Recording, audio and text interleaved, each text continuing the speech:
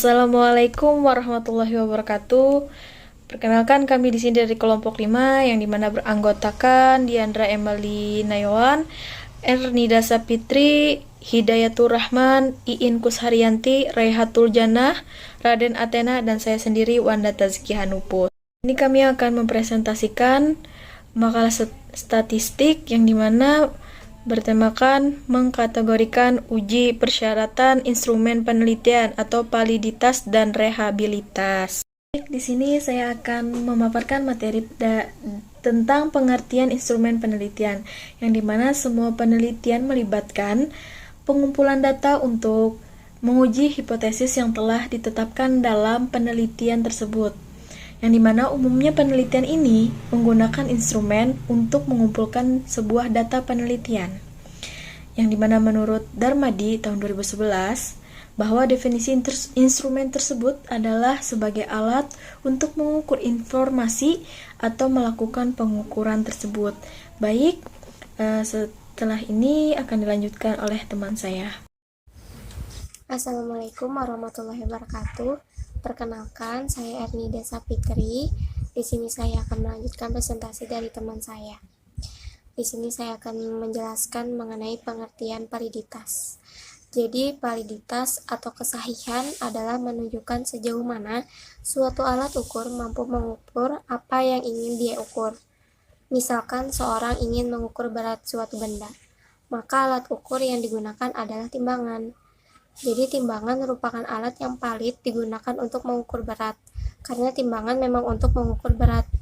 Jika panjang suatu benda yang ingin diukur, maka alat yang digunakan adalah meteran. Meteran merupakan alat yang valid digunakan untuk mengukur panjang suatu benda. Dalam suatu penilaian, baik yang bersifat deskriptif maupun eksplanatif, yang melibatkan variabel atau konsep yang tidak bisa diukur secara langsung. Masalah validitas tidak sederhana. Di dalamnya juga menyangkut penjabaran konsep dari tingkat teoritis sampai empiris. Namun bagaimana tidak suatu instrumen penelitian harus valid agar hasilnya dapat dipercaya. Mengingat pentingnya masalah validitas, maka tidak mengherankan apabila para pakar telah banyak berupaya untuk mengkaji masalah validitas, serta membagi validitas ke dalam beberapa jenis. Terdapat perbedaan pengelompokan jenis-jenis validitas yang akan dijelaskan oleh teman saya nanti. Jadi, validitas juga menguji instrumen yang dipilih apakah memiliki tingkat ketepatan untuk mengukur apa yang semestinya diukur atau tidak. Instrumen dapat dilakukan memiliki skor yang tidak valid, antara lain yaitu kurang baiknya desain penelitian, partisipan lelah, stres, dan tidak mengerti pertanyaan yang ada di instrumen, ketidakmampuan untuk memprediksi manfaat dari skor, kurangnya desain pertanyaan atau ukuran variabel, informasi itu bentuk dan kegunaannya kecil.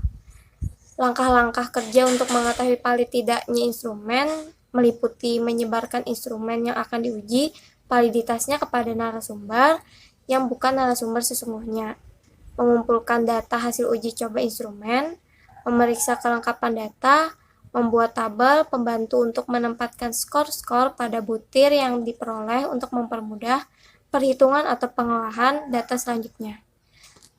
Lalu menghitung koefisien validitas dengan menggunakan koefisien korelasi produk momen untuk setiap butir. Lalu membandingkan nilai hitung dengan nilai tabel. Mungkin itu saja yang dapat saya sampaikan. Selanjutnya akan dijelaskan oleh teman saya. Terima kasih. Saya Iin Kusharyanti dengan NIM 1910123328. Di sini saya akan menjelaskan tentang jenis-jenis validitas.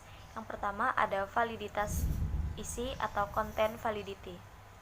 Validitas isi merupakan modal dasar dalam suatu instrumen penelitian, sebab kesahihan atau validitas isi akan menyatakan keterwakilan aspek yang diukur dalam instrumen. Dengan demikian, dapat dikatakan bahwa validitas isi ini lebih menekankan pada keabsahan instrumen yang disusun dan dikaitkan dengan domain yang ingin diukur. Sehubungan dengan itu, spesifikasi apa yang ingin diukur harus tergambar dengan kias dan tuntas. Ini berarti pula sebelum menyusun spesifikasi harus jelas terlebih dahulu apa tujuan yang ingin dicapai dalam instrumen tersebut. Yang kedua, ada validitas konstruk atau konstruk validity. Konstruk merupakan konsep atau rekaan yang disusun menurut pandangan seseorang seperti ketelitian, intelijensi, kreativitas, dan lain sebagainya.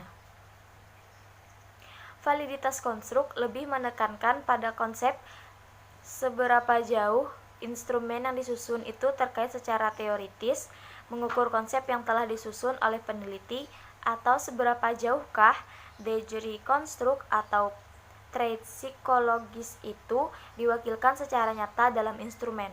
Untuk mengetahui validity konstruk suatu instrumen, penelitian dapat dilakukan dengan mencari korelasi instrumen satu dengan instrumen lainnya yang telah diketahui validitasnya, atau meminta pertimbangan ahli expert judgment untuk menimbang instrumen yang disusun peneliti. Validitas prediktif ini merupakan ketepatan suatu instrumen dalam meramalkan atau memprediksi sesuatu untuk masa yang akan datang, atau merupakan derajat kesesuaian antara hasil pengukuran dan kinerjanya di masa datang dalam aspek yang ingin diukur. Validitas prediktif suatu instrumen penelitian didapat dengan jalan mencari korelasi antara skor prediktor dan skor yang ada tentang beberapa kinerja pada suatu waktu kemudian. Misalnya seperti efektivitas guru dalam pembelajaran. Tentukan terlebih dahulu apa kriteria efektivitas guru dalam pembelajaran. Tentukan terlebih dahulu apa kriteria efektif atau tidaknya guru dalam proses pembelajaran. Lalu contoh kedua misalnya efektivitas pembelajaran agama dalam meningkatkan keimanan siswa. Tentukan dulu aspek yang ingin diukur atau penilaian ataupun kriteria yang efektif itu sebagai bagaimana, lalu kemudian akan diprediksi selanjutnya. Yang keempat yaitu pengukuran sentak atau validitas sentak. Pengukuran ini menggambarkan seberapa jauh hubungan suatu skor instrumen dengan instrumen lain yang dipandang sebagai kriteria yang dilaksanakan pada waktu yang hampir bersamaan. Tingkatan hubungan itu akan menunjukkan ketetapan instrumen yang disusun sebagai alat pengumpul data dalam penelitian. Berbeda dengan validitas prediktif, sentak tidak perlu menunggu waktu yang lama untuk menunggu kenyataan atau untuk mendapatkan hasil. Penentuan validitas ini lebih terkait dengan instrumen lain dalam aspek yang sama serta telah diketahui keabsahannya atau kesahihannya. Dengan memberikan kedua instrumen itu kepada responden yang sama kemudian melihat keefektifannya, maka peneliti akan dapat menentukan apakah instrumen itu baik untuk digunakan atau perlu disempurnakan lagi.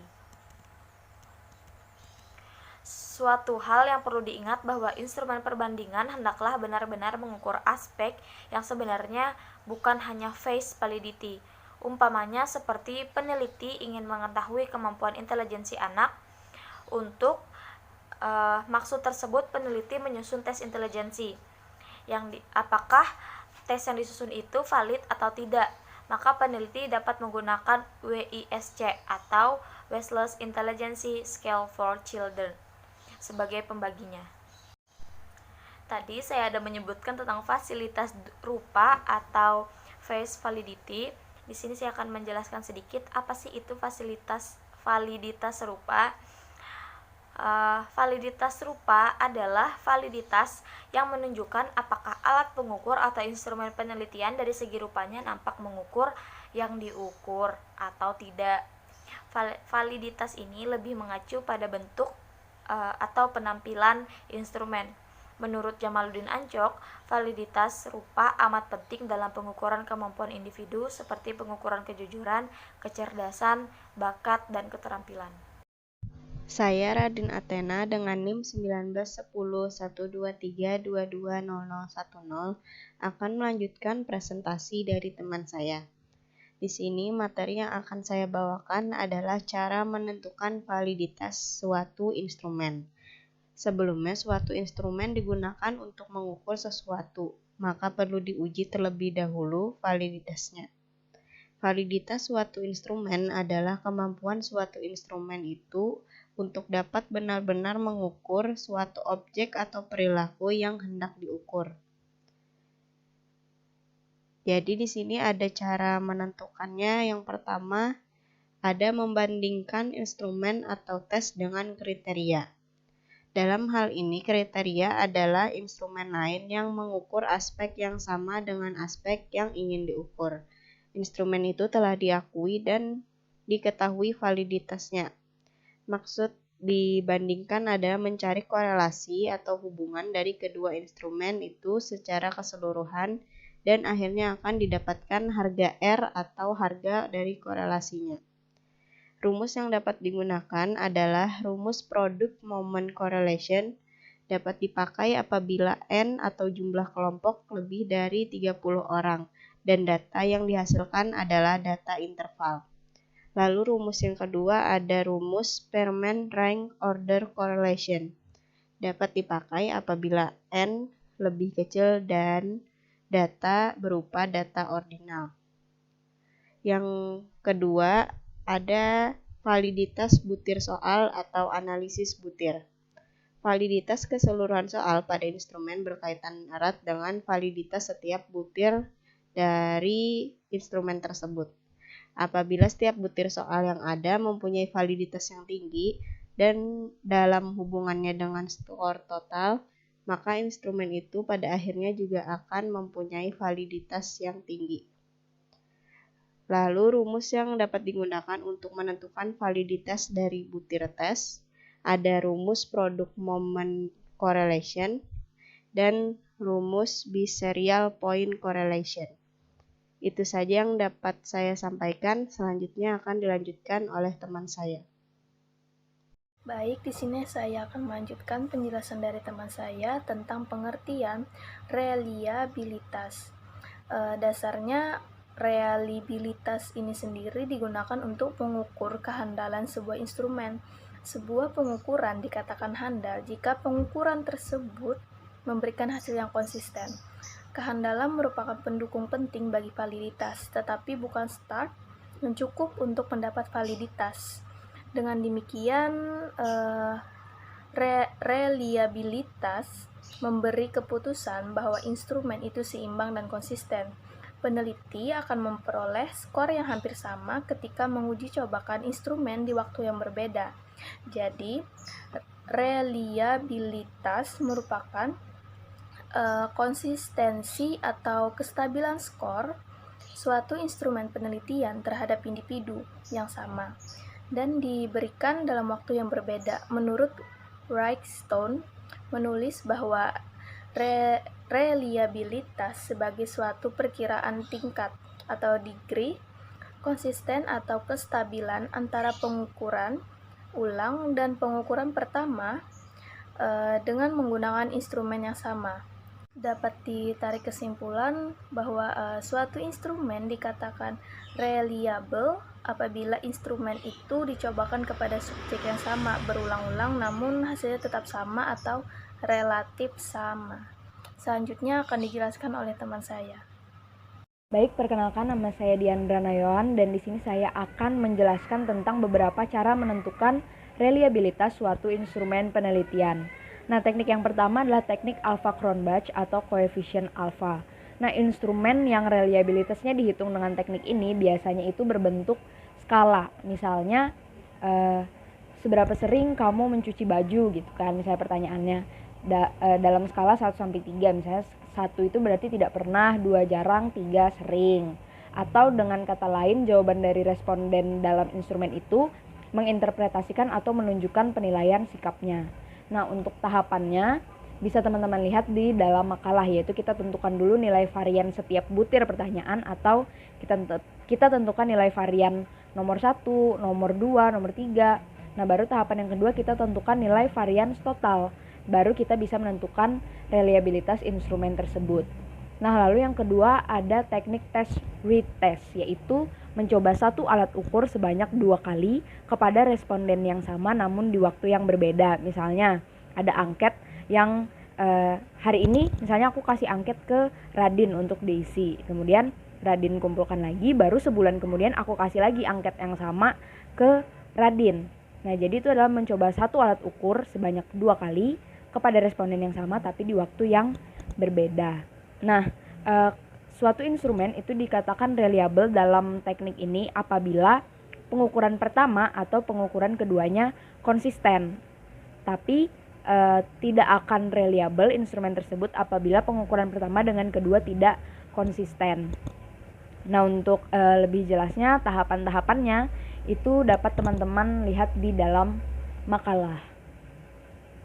Kemudian teknik yang ketiga adalah metode Spearman-Brown. Nah, ada beberapa kriteria instrumen penelitian yang bisa diukur dengan teknik Spearman-Brown ini. Yang pertama, dalam satu pertanyaan hanya ada 2 jawaban, misalnya ya dan tidak. Jadi ya nilainya 1, tidak itu nilainya 0. Kemudian yang kedua, ini adalah total pertanyaan itu harus genap sehingga dapat dibelah atau belahan pertama dengan belahan kedua harus seimbang. Nah, maksudnya itu uji reliabilitas dengan teknik itu dengan cara membelah gitu loh. Jadi misalnya kalau pakai belahan ganjil genap berarti contohnya ya, dalam satu instrumen penelitian itu ada 6 pertanyaan. Jadi untuk belahan ganjil itu nomor 1, 3, 5 dan belahan genap itu nomor 2, 4, 6. Atau bisa juga dengan belahan awal akhir. Jadi 1, 2, 3 itu belahan awal, 4, 5, 6 itu belahan akhir. Nah, untuk prosedur perhitungannya sendiri bisa teman-teman lihat juga di dalam makalah. Nah, kemudian ada teknik yang keempat yaitu teknik Kader dan Richardson atau KR20. Nah, untuk kriteria instrumen yang bisa dihitung dengan teknik ini adalah yang pertama, dalam satu pertanyaan hanya terdapat 2 jawaban, yaitu misalnya ya atau tidak. Ya dinilai 1, tidak dinilai 0. Nah, kalau misalnya tadi jumlah pertanyaan harus genap, di dalam teknik ini jumlah pertanyaan harus ganjil. Nah, reliabilitas instrumen itu ditentukan apabila nilai reliabilitasnya itu lebih dari 0,7. Jadi setelah kita hitung reliabilitasnya, kalau misalnya nilainya itu lebih dari 0,7 berarti instrumen tersebut reliable. Nah, untuk teknik yang terakhir yaitu KR21 atau Kader dan Richardson yang ke-21. Nah, ini teknik dan kriteria instrumen itu hampir sama kayak KR20, tapi kalau di KR20 itu menggunakan variabel P dan Q dalam penghitungannya, tapi teknik KR21 ini variabel tersebut diganti dengan rata-rata skor total. Jelas dan lengkapnya bisa teman-teman lihat di dalam makalah. Mungkin itu saja yang dapat saya sampaikan. Mohon maaf apabila masih ada kekurangan dalam penjelasan saya. Untuk presentasi selanjutnya akan dilanjutkan oleh teman saya. Terima kasih. Ya, baik. Di sini saya akan melanjutkan presentasi dari teman saya tadi. Di sini ada faktor yang mempengaruhi reliabilitas. Yang pertama itu ada konstruksi, butir atau soal yang tidak tepat sehingga tidak dapat mempunyai daya pembeda yang kuat. Sering terjadi seorang murid yang mampu dalam kecakapan, tetapi karena konstruksi instrumen yang kurang tepat sehingga tidak dapat memberikan informasi yang benar.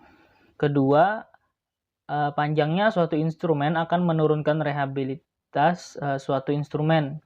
Jadi instrumen yang panjang akan selalu membosankan, melelahkan, dan juga mengurangi perhatian. Akibatnya, responden akan memberikan reaksi yang tidak sesuai dengan keadaan sebenarnya. Nah, yang ketiga ada penilaian yang subjektif pada waktu membuat scoring. Kelelahan dan kebosanan seseorang peneliti dalam memberikan suatu instrumen atau pengadministrasian yang kurang tepat akan selalu memberikan pengaruh dan reliabilitas instrumen tersebut. Nah, yang selanjutnya ketidaktepatan waktu yang disediakan dalam menyelesaikan suatu instrumen. Selanjutnya ada tingkat kemampuan yang ada dalam kelompok itu. Nah, kemudian panjangnya instrumen yang diberikan, makin panjang instrumen itu makin kurang teliti dalam pengisiannya. Yang terakhir ada penyebaran kelompok responden, makin besar perbedaan dalam suatu kelompok, semakin baik hasilnya, demikian juga sebaliknya. Nah, slide selanjutnya yaitu ada uji coba instrumen. Nah, di sini apabila ada instrumen lain yang dapat digunakan sebagai kriteria seperti telah diungkapkan pada waktu pembicaraan validitas, maka uji coba instrumen dilakukan dengan memberikan kedua instrumen tersebut dan kemudian mengolahnya. Nah, di sini ada 2 uji coba. Yang pertama, ada uji coba tahap pertama dimaksudkan untuk mengetahui apakah instrumen yang telah disusun benar-benar mampu mengukur dan menilai aspek-aspek yang ingin diteliti. Oleh karena itu, instrumen yang akan digunakan perlu ditimbang oleh pakar di bidang yang akan diteliti untuk mengetahui validitas konstruksi instrumen tersebut. Jadi, jumlah ahli yang digunakan sebaiknya ganjil dan lebih dari 1 untuk memudahkan dan mengolah hasil JETG pagar tersebut sebelum diserahkan kepada ahlinya. Sebaiknya instrumen tersebut dirancang dalam format tertentu dan kemudian hasilnya itu didapat diolah secara statistik gitu. Nah, kemudian ada yang kedua, ada coba tahap kedua. Uji coba tahap kedua itu untuk mengetahui apakah instrumen yang disusun sesuai dengan karakter sampel, dapat dipahami, mudah dibaca dan tidak meragukan bagi sampel peneliti, baik dari segi bahasa, isi, dan perwajahannya. Nah, uji coba lapangan ini diberikan kepada sejumlah populasi peneliti, tetapi tidak dijadikan sampel penelitian. Nah, mungkin itu saja dari presentasi kami. Assalamualaikum warahmatullahi wabarakatuh.